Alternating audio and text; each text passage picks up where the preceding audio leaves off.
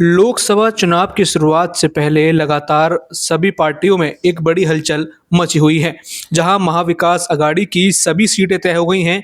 लेकिन एक बड़ा झटका यहां पर शरद पवार महाविकास अघाड़ी को देने वाले हैं।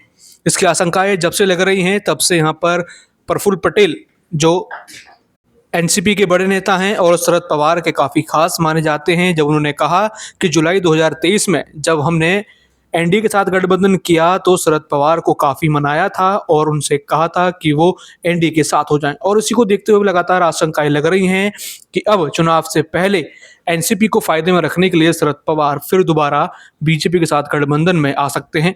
आइए सुनाते हैं कि यहाँ पर प्रफुल्ल पटेल ने क्या कहा। देखिए, 2 जुलाई को जब अजीत पवार साहब और हमारे मंत्रियों ने शपथ ली इस सरकार के, आज की सरकार के साथ, तब 2 जुलाई थी।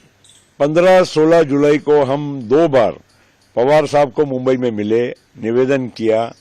हमने बहुत ही पैर छूकर उनका आशीर्वाद भी लिया, साथ में रिक्वेस्ट किया कि साहब अब जो भी हो गया है, आपने अब हमारे फैसले के साथ नहीं आना पसंद किया, लेकिन हमारी रिक्वेस्ट है आपको कि आप आइए, क्योंकि हम आपको नेतृत्व में ही काम करना चाहते हैं।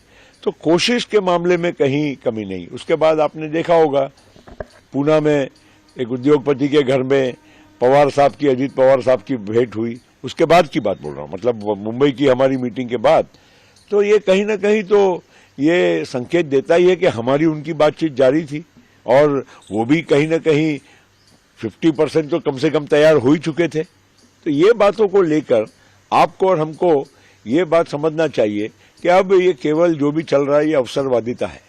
एक चीज और है कि पीएम साहब भी एक बार से एक मंच पे आए, पवार साहब और पीएम साहब काफी सहज दिखे एक दूसरे के साथ। तो ऐसी तब संभावना बनी थी कि जब पुणे में एक साथ एक मंच पे आए, उसके बाद गठबंधन हो जाए। लेकिन बात कहाँ अटक जाती? पवार साहब आखिर किस बात को लेकर पीछे हट जाते हैं हर बार? देखिए, मुझे मालूम नहीं है कि पवार साहब अब आखिर मेरे नेता रहे हैं, कोई ऐसी बात नहीं है। और मेरा व्यक्तिगत उनसे संबंध बहुत नजदीकी का रहा, मैंने नजदीक से उनको बहुत बार देखा है। साहब कहीं ना कहीं संकोच कर बैठते हैं आखिरी वक्त पर।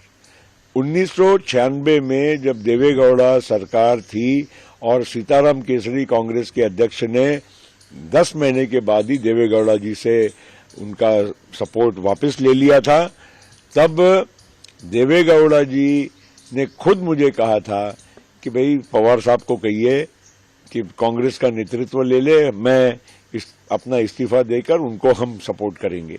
और सारी कांग्रेस पार्टी के एमपीज जो थे उस टाइम पे, वो इतने सख्त नाराज थे केसरी जी की भूमिका से।